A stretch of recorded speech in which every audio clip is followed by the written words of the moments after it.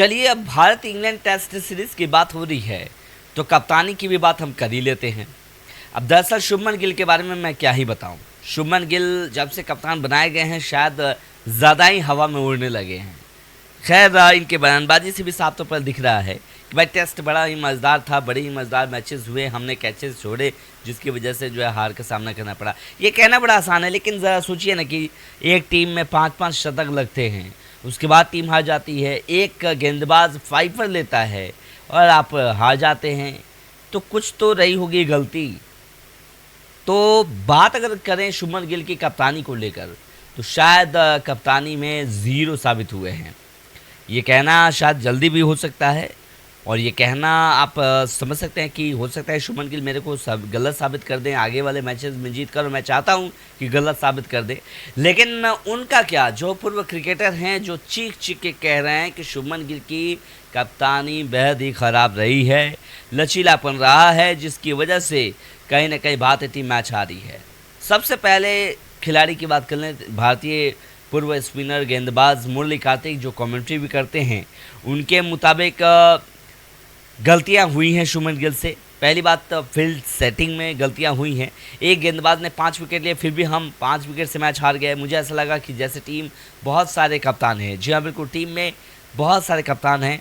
पहले क्या होता था कि रोहित शर्मा थे तो रोहित शर्मा की चलती चलती थी, विराट कोहली थे तो विराट कोहली अपने पे लेके चलते थे। लेकिन यहाँ पे शुभमन गिल को लगता है कि कोई मतलब वहाँ पे कोई एक होता है ना कि नियम और एक होता है कि डिसिप्लिन, वो नहीं है। मतलब एक अच्छे तरीके से आप संयोजन करें और उस टीम को लीड करें और सारे जो है आप टीममेट्स जो हैं आपके पीछे पीछे चले, वो चीज़ें नहीं हैं। कोई कुछ और कर रहा है, किसी की मर्जी हो रही है तो वो कहीं भी खड़ा हो जा रहा है। स्लिप में खड़ा होना, स्लिप में पॉइंट में खड़ा होना, पॉइंट में खड़ा होना है। और ऐसे अगर आप करेंगे तो ऐसे मैच जीतेंगे। मुझे तो नहीं लगता कि मैच जीतेंगे। खैर, आगे के राहुल कहते हैं कि अभी कभी के राहुल सुझाव दे रहे थे तो कभी ऋषभ पंत कुछ कह रहे थे, शुभमन गिल भी कह रहे थे, तो असली में कप्तान है कौन? जी हाँ दोस्तों, हालांकि मुझे ऐसा लगता है कि कप्तानी श्रेयस अय्यर को मिलनी चाहिए थी। भले ही टीम का ही हिस्सा नहीं हो, लेकिन टीम का हिस्सा भी होना चाहिए था। अब रही बात कप्तानी के लिए, तो मुझे ऐसा लगता है कि ऋषभ पंत को कप्तान बना देना चाहिए था, या फिर के राहुल परफेक्ट है तो के राहुल को कप्तान बना देते। लेकिन ये थोड़ा सा जल्दीबाजी होगा कि क्या है क्या नहीं। लेकिन शुभमन गिल को कप्तान बनाया गया, जो कि कोई सुनने को तैयार ही नहीं।